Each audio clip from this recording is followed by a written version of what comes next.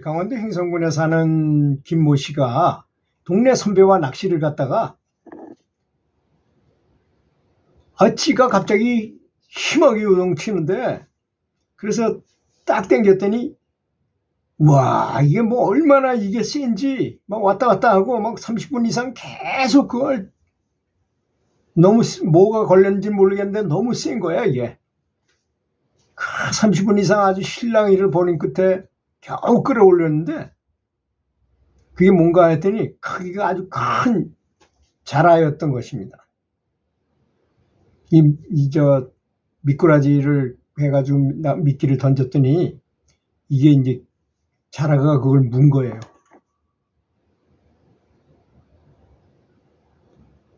그래서 이제 그 같이 갔던 선배가 자라의 피를, 생피를 먹으면 몸에 좋다는 말을 듣고 생피부터 먹고 나서 자라를 요리해야겠다는 생각에 집안에 큰 고무통에 담아두었던 것입니다. 그래서 이제 자라 잡았다는 소문을 듣고 동네 사람들이 여러 명이 이제 앞에서 이제 자라를 잡으려고 그랬는데, 그가 도마 위에서 막상 자라를 죽이려고 했더니 도저히 용기가 나지 않더라는 것입니다. 그 달리 이제 그 자라 잡아줄 사람이 없다고 판단하는 그는 동네에서 돼지를 잡거나 닭을 잡거나 기타 동네 잔치 등의 이제 생물을 잘 잡는 사람 있잖아요. 그 백정 같은 사람. 그 양모 씨에게 부탁하니까 그분이 기꺼이 내가 잡아주겠다 그러더라는 거예요. 근데 그 양씨가 와가지고 막상 도마 위에 자라목을 치려고 했는데, 양씨조차도 칼을 들었으나 자라목을 치지 못하였다는 것입니다. 수십 킬로그램이나 나가는 돼지도 팻마로 한 방이면 잡곤 했던 그가 이상하게 깨름직한 마음이 들어서 도저히 못하겠다고 그러는 것입니다. 그 잡을 사람이 없어서 어쩔 수 없이 며칠째 자라를 그 고무통에다 놓고 보관하고 있었던 것입니다. 하루는 잠을 자고 있는데 그 방 밖에서 누가 방문을 두드리는 소리가 들리더라는 것입니다. 깊은 밤에 누구인가 하고 열어보니 그 자라가 희한하게 그 큰 고무통을 넘어서서 마당을 지나서 높은 턱을 올라서 방문을 두 발로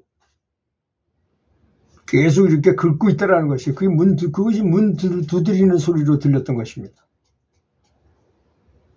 그리고 며칠 뒤에도 다시 문 두드리는 소리가 나서 열어보니 자라가 또 그렇게 똑같이 반복하고 있더라는 것입니다.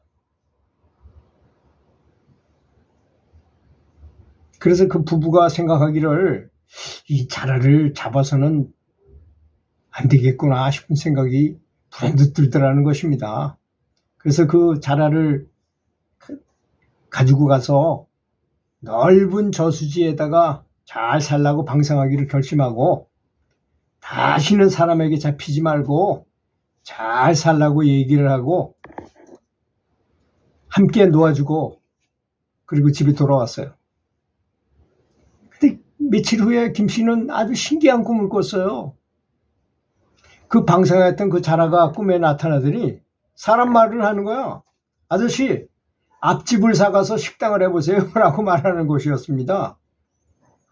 그래서 워낙 생생한 꿈이라서 앞집을 가보니까 식당할 자리는 아닌 듯한데 이상하다 싶어가지고 실망해서 머뭇거리며, 뭐 그렇다고 아내한테도 그 꿈 얘기를 할 만한 게 아니라고 생각하고 있었어요.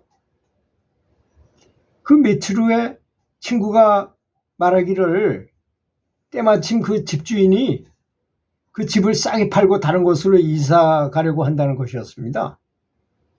그리고 김 씨가 꿈을 꾼 후 이번에는 그 아내에게 다시 그 자라 꿈을 꿨다는 것입니다.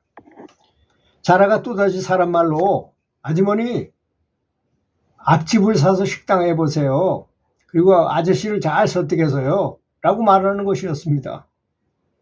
정말 심상치 않은 꿈을 두 사람이 다 꾸었다는 사실을 안 부부는 결국 그 집을 샀어요. 그리고 식당을 열었어요. 막상 식당을 열고 한동안은 몫이 좋을 리가 없잖아요. 뭐 그 동네 그 엉성한 집 앞에 있는 걸 가지고 이렇게 식당을 만들었으니까 손님도 거의 오지 않고 거의 파리만 날릴 정도로 장사가 잘 안 되었던 것입니다. 그래서 헛된 짓을 했나 하고 이제 후회하고 있었던 것입니다. 근데 몇 달 후에 전혀 생각하지도 못했던 일이 일어났던 것입니다. 행정계획이 발표되면서 주위의 다른 집들은 모두 헐리고 그 식당을 중심으로 해서 그 주위에 동사무소가 생기고 학교가 생기고 우체국이 생기고 기타 주민 편의시설들이 속속 들어서면서 그 식당은 처음 개업할 때는 전혀 예기치 못하게 아주 정중앙 중심 위치에 딱 놓이게 되었고 행정계획 발표 후에 그 식당은 잘 될 수밖에 없잖아요. 몫이 너무 좋아졌으니까. 그 김 씨는 그 옆집까지 사가지고 식당을 확장했고 부부가 같이 운영하고 종업원을 3명이나 두고 있으면 지금도 장사가 아주 잘 된다고 한다는 것입니다.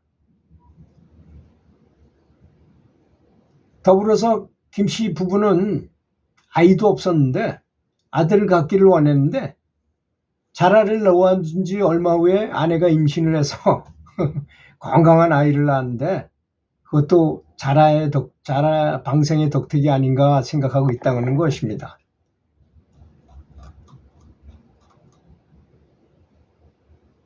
그러면 지장 16경에 나온 방생의 13가지 공덕에 대해서 말씀드리도록 하겠습니다. 첫째, 단명운도 저절로 장수하게 된다는 것입니다. 단명할 팔자였는데 이렇게 방생을 하니까 오래 살게 되는 그런 공덕을 갖게 된다는 거죠. 두 번째는 방생을 하면 자비심이 저절로 일어납니다. 그렇죠. 당연하죠. 죽어야만 되는 그런 입장에 있는 고기를 사가지고 내가 살려줬는데 자비심이 저절로 생기지 않겠습니까?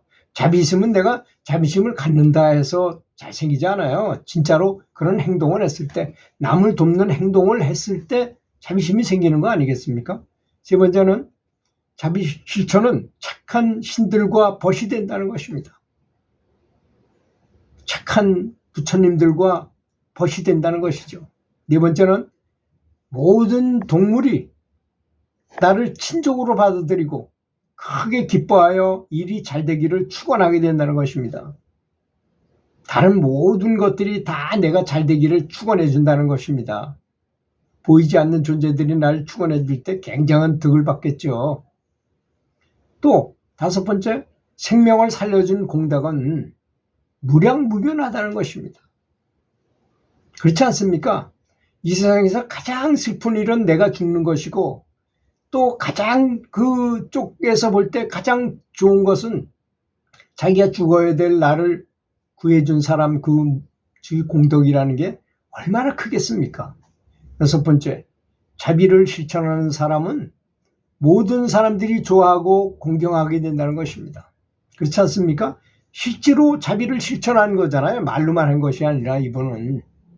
또 일곱 번째, 생명을 살리면 병이 없어지고 해로움도 없어진다는 것입니다. 여덟 번째, 생명을 살렸으니 쾌락과 행복이 영원할 것입니다. 아홉 번째, 세세생생토록 부처님의 행을 공경하고 믿게 된다는 것입니다. 열 번째, 방생하면 삼보를 여의지 않는다는 것입니다. 불법성 삼보를 여의지 않는다는 것이죠. 방생하는 것이 부처님을 믿고 스님네들을 믿고 도반들을 믿는 삼보를 여의지 않게 된다는 것이죠. 11번째, 꾸준히 연보하면 마침내 무상보리를 얻게 된다고 했습니다. 꾸준히 방생을 하면 마침내 무상보리를 얻는다는 것입니다. 12번째, 스승과 부모와 선지식이 오래 세상에 머물게 될 것입니다.